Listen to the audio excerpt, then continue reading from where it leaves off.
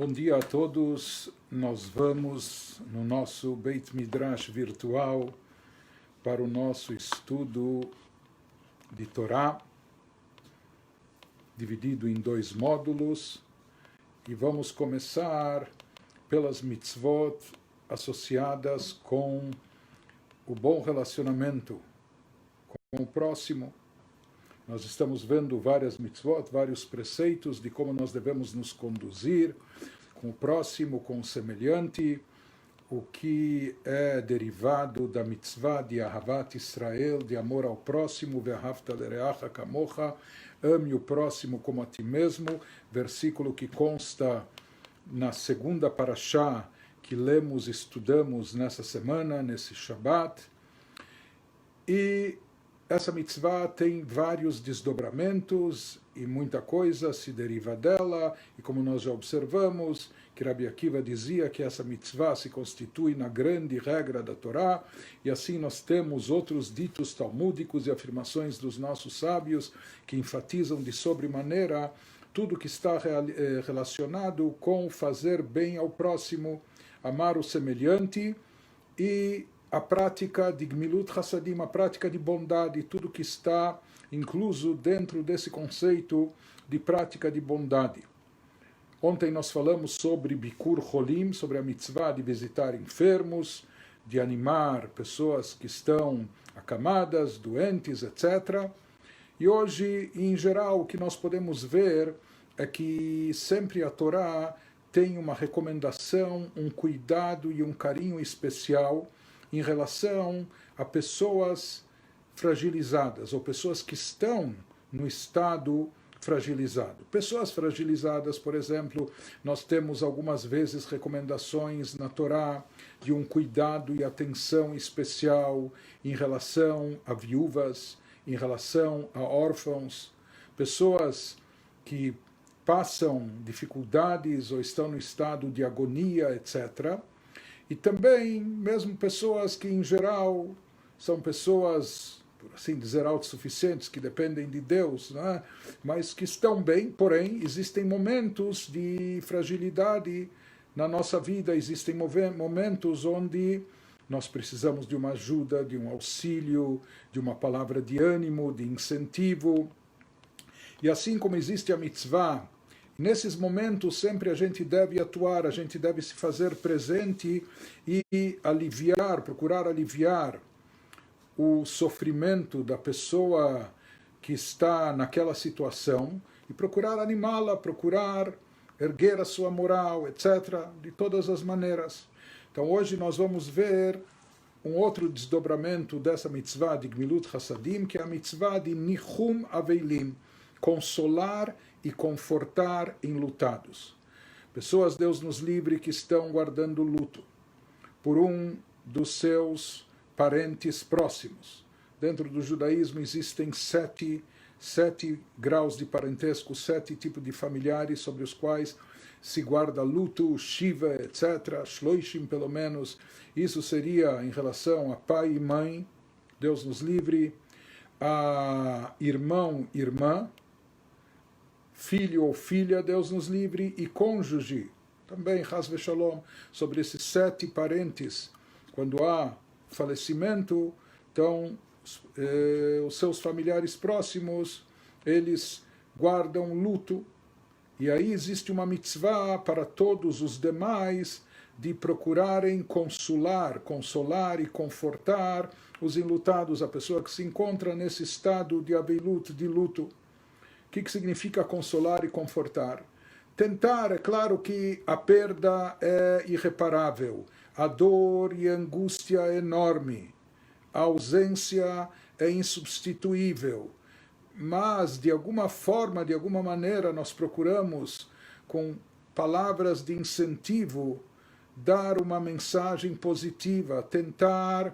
Porque as pessoas, quando se encontram nesse momento, nesse estado, às vezes as pessoas nem veem a luz no fim do túnel, as pessoas estão tão chocadas, traumatizadas, desesperançadas.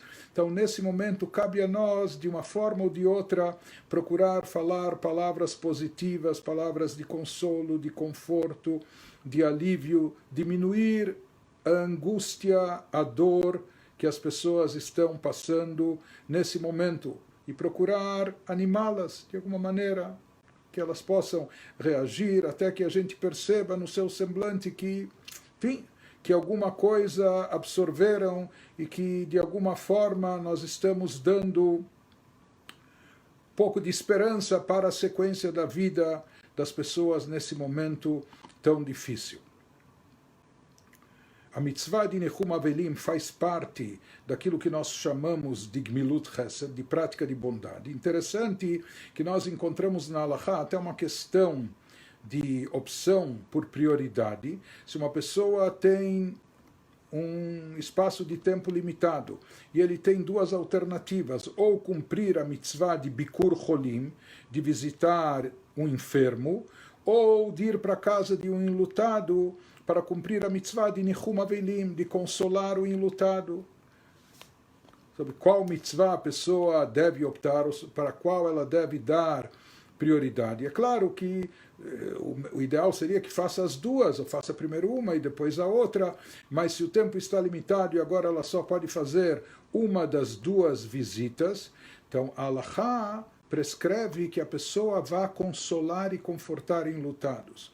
Por quê? Porque esse é um tipo de Gmilut Chesed, é uma prática de bondade que na realidade se aplica não só sobre a família enlutada, sobre os enlutados que estão sofrendo, mas isso também representa uma prática de bondade em relação ao falecido, ou à falecida, a pessoa falecida. Ou seja, que aqui nós sabemos que, por exemplo, o que a Hevra Kadisha faz, ou quem se ocupa daqueles que faleceram, isso é chamado de Gmilut Chesed Shelemet, de uma prática de bondade genuína, verdadeira, porque ela não almeja nenhum tipo de retribuição, pelo menos da própria pessoa que jaz aqui na terra, a pessoa já faleceu, então ela não vai poder retribuir, por isso se fala que essa é uma bondade verdadeira, genuína, autêntica. Mas, na realidade, mesmo quando nós vamos confortar os enlutados, com isso nós estamos demonstrando fraternidade não só em relação a eles, mas nós também estamos reverenciando e homenageando a alma do falecido ou da pessoa falecida. Por isso se fala que se dá prioridade para o consolo aos enlutados, porque aqui existe uma dupla bondade, bondade em relação aos vivos, confortando-os, e também bondade em relação aos mortos, reverenciando a sua memória e rezando pela elevação da sua alma. A Halachá nos fala sobre essa mitzvah, que quem tem impedimento não pode se dirigir pessoalmente para a casa dos enlutados, que eventualmente estão sentados shiva na primeira semana de luto, etc. Então, se não há possibilidade de dar a mensagem de conforto, de consolo pessoalmente, então se faz isso por telefone, conversando com a pessoa enlutada, ou às vezes mandando uma mensagem, mandando um e-mail, WhatsApp, se não há possibilidade de diretamente falar com ela, por mais que os nossos livros enfatizam que a mitzvah principal, assim como nós falamos no caso da visita aos enfermos, aqui também a mitzvah principal consiste em a pessoa fazer a visita pessoalmente. Mais ainda, como nós falamos que existe aqui também o conceito de reverenciar a alma da pessoa falecida, que isso também está incluso nessa mitzvah. Aqui também é uma bondade em relação à pessoa que faleceu. Então, os livros enfatizam que se a família enlutada, está sentada o shiva, sentando, guardando luto na casa da pessoa falecida, conforme é o costume tradicional, e porque realmente o costume é esse. Então, os nossos livros, os livros místicos especialmente, elaboram sobre isso. Se fala que a alma não se desprende do mundo físico imediatamente, por mais que há o momento da morte, do falecimento e até o enterro, mas se diz que durante a primeira semana após o falecimento, a alma ainda paira sobre esse mundo físico de forma mais acentuada, especialmente no seu habitat, no lugar que ela morava e habitava. Por isso, a preferência é para sentar o shiva, guardar o luto, eventualmente fazer as rezas no próprio lugar que a pessoa habitava, na casa da pessoa falecida. Por isso também se diz aqui que quando se faz o consolo aos enlutados, o ideal é que seja feito pessoalmente e in loco, porque quando nós vamos para a casa do falecido ou da pessoa falecida, com isso nós também estamos nos aproximando da alma que partiu e elevando-a para um nível espiritual mais alto. A mitzvah de consolo aos enlutados se aplica, pode ser feita tanto de dia como de noite, mas é claro que a gente sempre deve levar em consideração as pessoas de luto já estão num momento difícil, estão abatidas, fragilizadas e muitas vezes também cansadas, e às vezes essa situação já vem depois de muitas noites em claro, e aqui também às vezes a pessoa está cansada e até nem consegue bem dormir, então a gente é claro que tem que levar em consideração e não incomodar, ou seja, para nós é uma mitzvah, mas é claro que essa mitzvah só se aplica dentro do plausível, dentro daquilo que favorece o enlutado, então a gente não deve ir incomodar os enlutados, sei lá, às 11 da noite ou no momento que a pessoa já foi se recolher ou já quer se recolher, descansar, então isso tem que ser levado em consideração. É permitido consolar enlutados em Shabat. A Halachá nos diz que, em princípio, não se deve fazer o consolo de enlutados em Shabat. Por quê? Porque o Shabat é um dia de alegria e tem que ser um dia de júbilo e alegria. E pode ser que no momento que a gente se aproxime da pessoa enlutada, dizendo, puxa, eu escutei a notícia do falecimento e eu sinto muito, e eu gostava tanto da pessoa também, e a gente começa a trazer a memória que já está fresca dos enlutados, a perda, etc. E pode ser que isso vai acrescentar e trazer mais agonia e angústia para essas pessoas no dia do Shabat.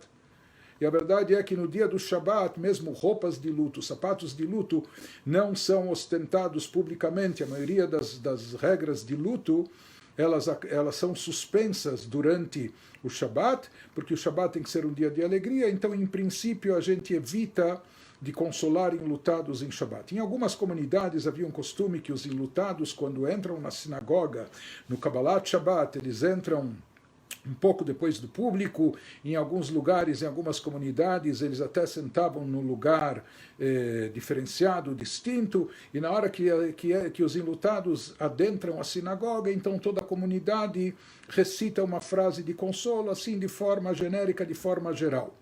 Porém, se a gente se depara, está com o enlutado frente a frente no dia do Shabat, existe uma frase judaica tradicional que fala Shabbat himilizok, hoje é o dia do Shabat, no qual a gente não faz clamores, não desperta coisas tristes, etc. O nechama krová lavô. E o consolo vai chegar, está próximo de vir. Então, essa frase tradicional, a verdade é que a mesma frase a gente diz também em relação a doentes. A gente diz Shabbat himilizok, hoje é dia de Shabbat, e nesse dia não fazemos clamores, porque clamor, reza, que nos lembra uma dificuldade, isso pode trazer sofrimento e angústia. O refuá krová lavô, mas a cura deve estar próxima de chegar. Então, uma frase como essa pode ser dita também diante do enlutado no dia do Shabat. Se uma pessoa não teve oportunidade de fazer Nihum Avelim, de visitar os enlutados durante o Shiva, na primeira semana após o falecimento, até quando se aplica essa mitzvah? A pessoa se encontrou com o enlutado alguns dias depois, ou talvez algumas semanas depois, até quando ela pode desejar consolo ao enlutado e procurar confortá-lo? Então, se tratando de pai e mãe, isso depende de quanto tempo o judaísmo prescreve o luto por cada um desses parentes.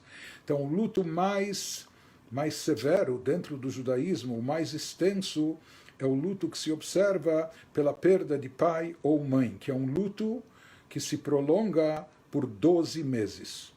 São 12 meses de luto. Então, nesse caso, mesmo que a pessoa não se encontrou com o enlutado durante o Shiva, mas quando ele se encontrar, não toda vez, na primeira vez que ele se encontrar com ele, enquanto está no espaço de um ano do falecimento, que ainda é o período de luto pela perda do pai ou da mãe, então ainda se pode dizer, se pode estender votos de condolências para o enlutado. No caso de todos os outros parentes que nós mencionamos, ou seja, Deus nos livre, irmão, irmã, filho, filho e cônjuge, o luto prescrito na Halachá é de 30 dias. Então, se durante o Shiva não houve oportunidade de prestar condolências, desde que se esteja ainda antes do término dos Shloishim, dos 30 dias, a partir do falecimento, ou seja, durante o período que o enlutado ainda guarda luto, pode-se ainda consolá-lo, ainda se pode cumprir essa mitzvah. Qual é o protocolo, qual é o procedimento na casa do enlutado? Então, a verdade é que, de acordo com a Halachá, nem todo mundo conhece isso, e aqui não é só uma questão de etiqueta ou de educação. É claro que nós temos que zelar pelo ambiente, não é? É diferente, a gente tem que levar em conta quando a gente está. Às vezes a casa do enlutado está lotada, graças a Deus, de familiares, de amigos, etc. Mas uma pessoa desapercebida que entra na casa, naquele momento, às vezes ele não sabe se ele está numa casa de enlutado ou se ele está num coquetel festivo. Então é claro que a atmosfera, o ambiente, a nossa postura na casa do enlutado, respeitando o momento de dor que passam, então é claro que o ambiente lá deve ser compatível com a situação. Em princípio, judaicamente falando, aquele que entra na casa do enlutado, ele não faz cumprimentos, não há aqui cumprimentos. Por quê? Às vezes a gente cumprimenta, bom dia, tanto para o enlutado ou para os familiares, aquele dia não é um bom dia.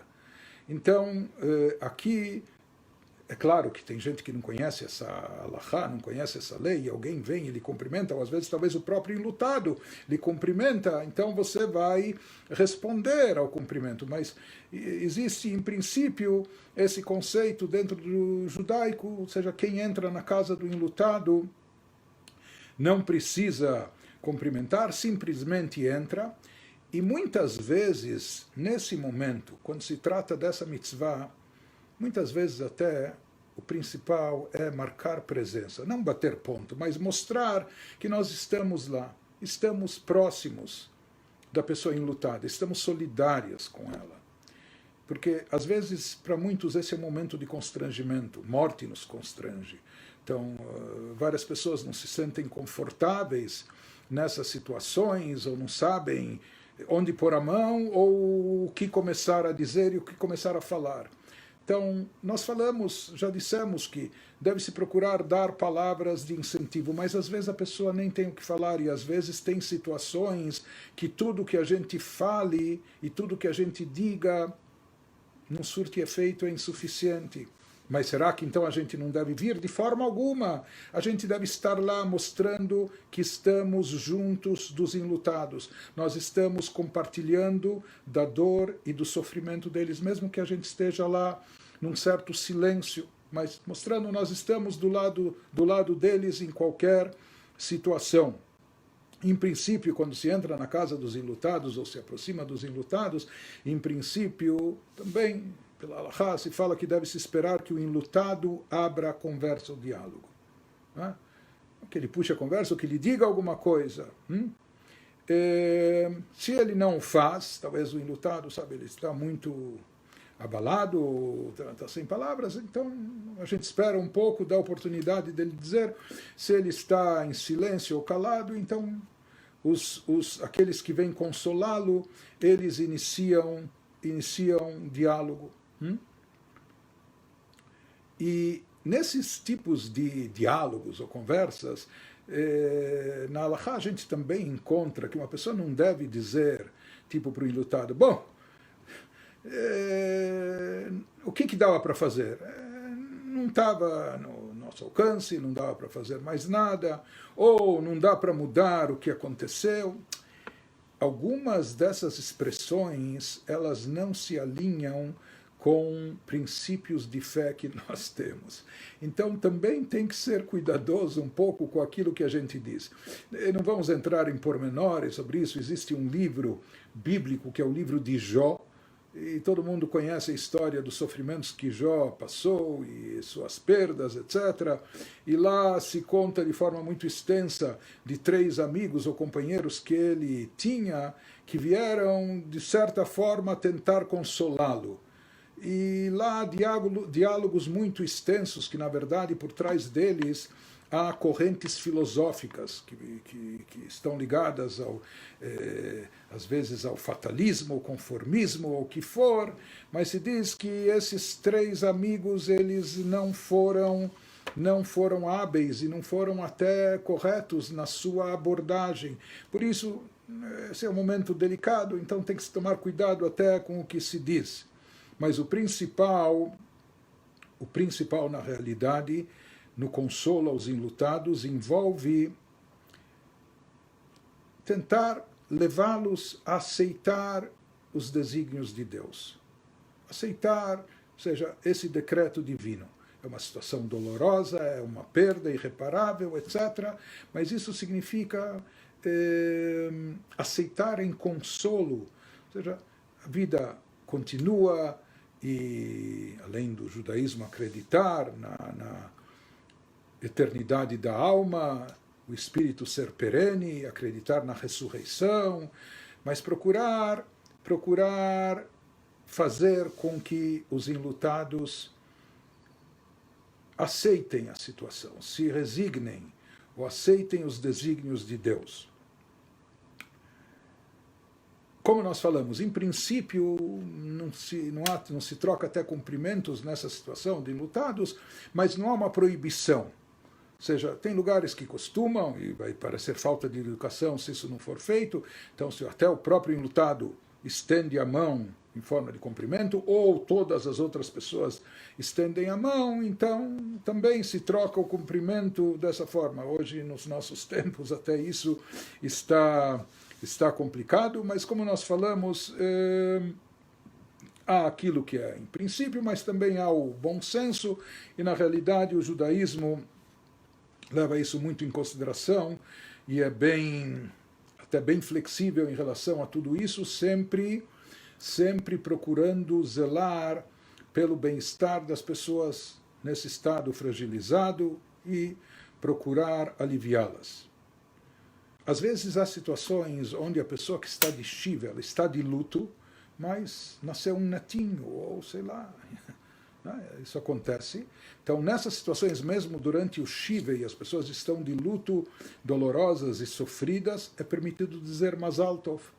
Mazal Tov, em geral, é um cumprimento exuberante, alegre, feliz, mas mesmo aqui nessa situação, que as pessoas estão de luto, a vida continua, e se ela se calhou de ter simultaneamente alguma situação de alegria, de felicidade, pode e deve-se até cumprimentá-las. Quando a gente se levanta para sair da casa do enlutado, ou se despedir dos enlutados, então existe a frase tradicional que se diz: Amakom yenachem etchem, que o onipresente, que Deus lhes dê consolo betor shar evlei Tzion Yerushalayim, junto com todos os outros que guardam luto por Tzion e Jerusalém, pela ausência do Beit HaMikdash. Assim como todos nós, de certa forma, estamos de luto enquanto não temos o Beit HaMikdash construído, então aqui nós associamos o luto particular ou familiar do indivíduo com o luto coletivo de todo o povo de Israel. E entre os sefaradim se costuma dizer mais de forma abreviada, Tenuchamu minashamayim, que vocês sejam consolados pelos céus, enfim. Então, essa é uma frase tradicional, para quem conhece ou sabe falar o hebraico.